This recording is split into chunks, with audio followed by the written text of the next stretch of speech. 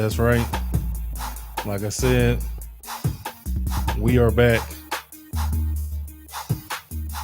We are back at 301 North Main Street in Winston-Salem, North Carolina, at the lovely EBS Executive Suites on the 24th floor. Hey, look, y'all. I just gotta be real with y'all, straight up. I am super geeked. I am super geeked. If you don't know who this is, you need to know. You need to know her. You need to get to know her. I'm telling you, like, I'm super geek. That's all I'm going to say. I ain't going to say nothing else. I'm going to wait for the interview. I want you to go ahead and introduce yourself. Hi, everybody. I'm Chisa Penix Brown, and my company is Lady Business. I'm based in Greensboro, North Carolina, and North Carolina's #1 small business facilitator. I help people to start and stay in business and to grow everything that they are doing online. So I always tell people I like to help you show up and show out online. That's right. That's right. Hey, I'm telling you, grind ain't even the word right now. She has been everywhere. And when I mean everywhere, everywhere. Mm-hmm. She has events. She shows up to other events. Mm-hmm. She puts together like packages like to help you grow. Then it's not all work. She done been over the derm to the where was Maxwell at? Art of the Cool. Article. Mm-hmm. She was over at where other event was that? Big Boy. Oh, definitely a big boy. That was my over at birthday. Big Boy. I mean, like when I mean it's like business and then just hip hop, but everybody respects her. Yeah. This is it. That's why I'm geek.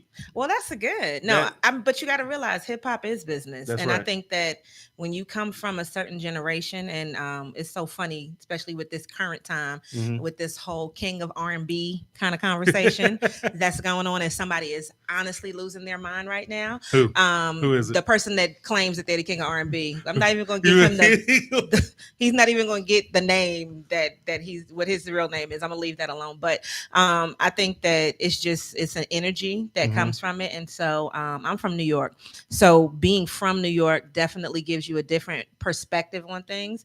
And I think that I've always been in that kind of hustler mentality thing because I never really wanted to work for somebody else. Yes, sir. And I think the other thing, like even with hip hop, is creating your own lane. So if you don't see something that you want, it's your responsibility to either travel to where that thing is or to create it yourself. And so that's one of the things that I think definitely makes my business successful. But also in listening to what other people say that they want, it helps me to continue to be creative. And hip hop is definitely one of those things that has always evolved. So, when I look at that and I look at the people that are older than me in hip hop and see the things that they're doing now, some of it was out of necessity, but then it's just out of growth also. So yeah, it goes hand in hand. If you're really going to be good at something, then you got to hone your craft. That's what I'm talking about. So you gave us a little bit of the past. You gave us some of that.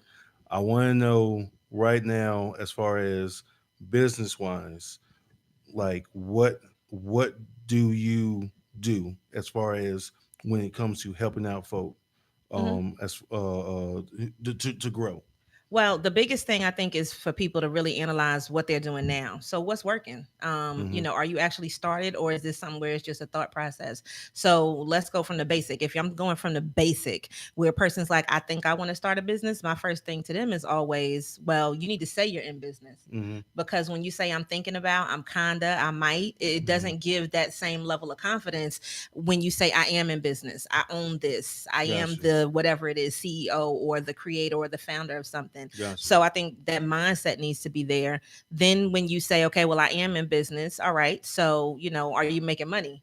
Because there's plenty of people that are in business, but are giving away their services. True. Not charging enough for what they need to be charging for, you True. know? And so when you look at the expenses and you look at what you're actually bringing in, that has to make sense. One needs to be higher. And I'm not saying that, you can't start out small and grow it, but I'm saying that you need to be pulling in some money. You can't do everything for free because it's not a business thing. Now, if a person is already in business and they're kind of doing well, then the thing is really, in my opinion, the marketing is always what's lacking. Like you can always market better. You can always learn something new. You can always either, pay somebody to do something to help you or learn how to do it yourself, but it has to be some consistency that's there. So that's usually where people find themselves at. And so I think for me, the people that I work with the best are probably people that have already been in business a year or more, and they recognize that they need to learn something else in order for them to be able to grow their business. Gotcha. So with that being said, I'm going to go ahead and segue first into the Spitfire round. Okay, I'm ready. All right. So, who is the king of R&B then? Oh, so why you? I didn't think you were going to go there. All right, so the king of R&B, if we're talking about somebody that's alive, I am going to have to go with R. Kelly. I know R. Kelly has his own little personal issues, but I'm sorry, I still love R. Kelly. I do. He's a great producer. I mean, when you talk about producing, when you talk about selling, when you talk about being able to reinvent themselves, different types of music, being able to cross genres, I still have to go with R. Kelly. If you're talking about somebody that's past, though, I'm going to have to go with Prince. And I think the biggest reason is because Prince has also been able to the voice, the level of being able to play all the different instruments, the mood. Because you can't tell me when Purple Rain comes on, you don't feel like you got to stop. You know what I mean? You can't. I mean, it's just so many songs. And it's like you don't realize how great he was sometimes until a person sits down and plays that discography. And it's like, it's so many. So, I'm going to have to go with alive, still R. Kelly, deceased. I'm going to have to go with Prince. That's what I'm talking about. And I mean, who else is wearing their cheeks out either? So, nobody's doing that. I mean, that was a lot. So, I mean, and the ladies still love you and the dudes are still like, go Prince. If you could do all of that, it's got to be Prince. Yeah. That's what I'm talking about. Okay. So, as far as entrepreneurs or people you might look for advice or you may look to as far as like who are other business developers and stuff, who would somebody would you look at like that I'm looking at for inspiration? Yeah.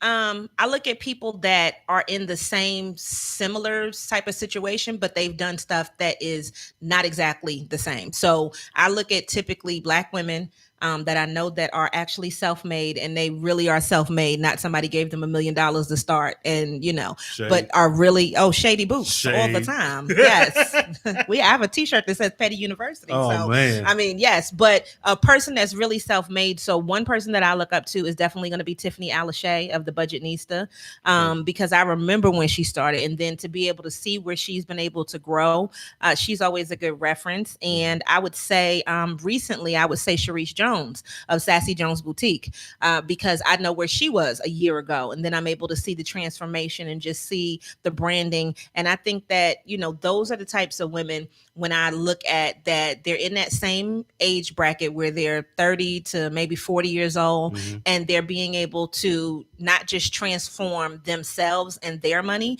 but the community that they serve and the people that are around them. And that makes a big difference, from being able to go from a person doing stuff on the humble for you to being able to now pay a full-time publicist. Gotcha. Like things like that make a big difference. And so both of them invest a lot in their brands and in the communities, that are online that they serve, and then also the communities in real life that they serve. So I'd have to go with the two of them. Excellent. Let's see. Drew a blank because I was thinking I don't know none of those people that you just named off, so I guess I'm gonna have to look them up. Yep, look them up. I gotta look them up. But that's good. You gotta get a little educated sometimes, because you know what? It's people out here, until mainstream media puts them on the thing. That doesn't mean okay. So if you want somebody that's more mainstream, then what I would go with was Super Scent. So Super Scent that just went ahead and made that $1.2 million in 90 minutes on Black Friday. That would be somebody else too. Self-made. She used to be a what do you call it? A waitress, you know, and then now has her own brand and from New Orleans. So, you know, and not even to, you know, just to go a little bit further with her, she just made the Guinness World Records because of the amount of toys she was able to give out for Christmas this past weekend. So not only making money, but then also taking things and being able to give back to the community. So I think that, like, you know, one of the things that I said when I passed, you know, when I'm off this earth and it's just the essence left, is that I want to be a philanthropist. So being able to give to other people makes a huge difference. It's not like you're just taking, or not like you're just saying, pay me, buy from me, see me. It's like I'm also giving to the community as well. So it's definitely on a narrative tip. Yeah. For that. Excellent. Well, and I know this is going to be a very, because I know you're laser focused. So I guess I want to say, what's your first and second quarter look like? And I already know the first quarter you have Year of the Pig. I do have Year of the Pig. Year of the Pig. I'm going to be there. If I can't make it, I'm gonna have to just go ahead and take the day off to make it. Okay, it's at night. You don't have to take the whole day off. Oh, so I don't have to. Okay, no, cool. it's only 6 to 8. You got plenty of time. Go to work and then come to Year of the Pig. Yeah, Year of the Pig. I know that. So, what else do you have planned? I guess. So to be honest with you, I have my whole 2019 planned out. I try to do my contracts in advance, so I do a lot of stuff a year in advance. Gotcha. So you know, when people are asking me things like that, I have to find the time that I'm not available. So I think the biggest thing, even though business is a priority, one of the things that me and my husband made to me a priority in the business, but also in the personal relationship, was we take a minication. So at least once a month, we plan in a time where it's just us. We just go somewhere and we do a minication. So it's never going to be more than 5 hours away from here, but it's within a certain distance. Good. And that's the time when you are not working. That's the thing to really make sure of putting into your life. So to me, prioritizing that in alignment with what's happening with the rest of the business stuff, because I think that's an important thing to have time off. So yeah, because like, you know, I don't know if anyone knows the whole story about how the Pop-Up Podcast actually began. So I actually quit a job. I actually quit 2 jobs because I actually was offered a position at another job, and it actually cut my hours down to where I actually have a weekend off now. Okay. And then I also had the time to still produce shows, because I knew that I still wanted to produce. I still wanted to do stuff, because I have a pretty good talent for it. And I was like, hey, now that I have this time, I've actually found myself a little bit happier to, you know, go to the house and not think about production work instead of me working 60, 70 hours a week. And then it's like, my girl's still like, hey, I want you to spend time with me. And so, but you got to do that. I mean, like, if you want to have and it's not even just for yourself, like, you can work yourself to death.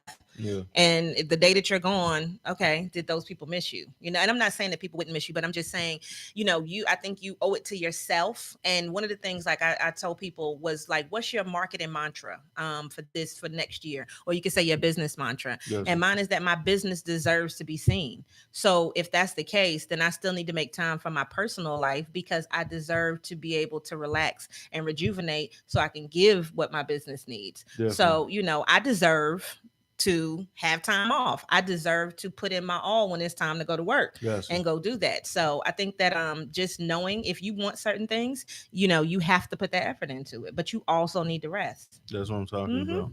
So last question. Favorite rap lyric? I sneak a Uzi on the island in my army jacket line and hit the earth like a common invasion. Nas is like the Afro-Central, half man, half amazing. There you go. Hey. Where are you going to find anybody else who does that? Yeah, that's like my favorite. That's it. Show's over. Go ahead and hit everybody with the social. Bye, y'all. Like, literally, the show's over. Like, so the social is Lady Bizness. Everything is Lady Bizness. LADYBIZNESS. The website is ladybusiness.com. It's on Twitter. It's on Instagram. And then I also started my personal brand in October. And so that's Chisa Penix Brown. So if you want to follow that on Instagram, it's CHISA PENNIX BROWN. And please please, just follow. I follow back, and I definitely like to engage with people. So leave a comment. Let me know that you heard me on the Pop-Up Podcast. And hopefully you'll be hearing me sometime soon too, because I do have my own podcast called Give It to the People. And we're relaunching that in January. So that will be something that's specific to quarter one. And so we're doing a lot of like recording now, so that this way then we'll, stagger out the episodes next year. And we already have, I don't even know how many right now, but I think it's at least 5 episodes that are already recorded. And then we'll be dropping those in January. So some new ones coming out, but just looking forward to a great year. And I can tell you something else that nobody else has heard yet. That's what I'm saying. Hey. If you need a little exclusive, every year I come up with a word of the year. Exclusives. And so my word of the year for 2019 is prosperity. This year it was opportunity, but prosperity is for next year. And so I want everybody to make sure that they have a prosperity with their mind, with their business, with their relationships. And so prosperity doesn't necessarily mean money, but for you to be prosperous in those things. And so prosperity is the word of the year for 2019. And your audience gets to hear it first. That is what I'm talking about. We have an exclusive. There you go. That is it. I really don't have nothing else to say. I really don't. But I had to close out the show anyway. Thank you for being on the show. Thank you. Oh, yeah. So Promise Mangum Pop-Up Podcast. Hey, like I said, some people could record earlier. Unfortunately, I got to put all the work in right now. But hey, that's what it is. Hey, 2 weeks until 2019. Mm-hmm. And got a lot of stuff popping off. But that's what it is. Promise Mangum for the Pop-Up Podcast. See y'all in a little bit.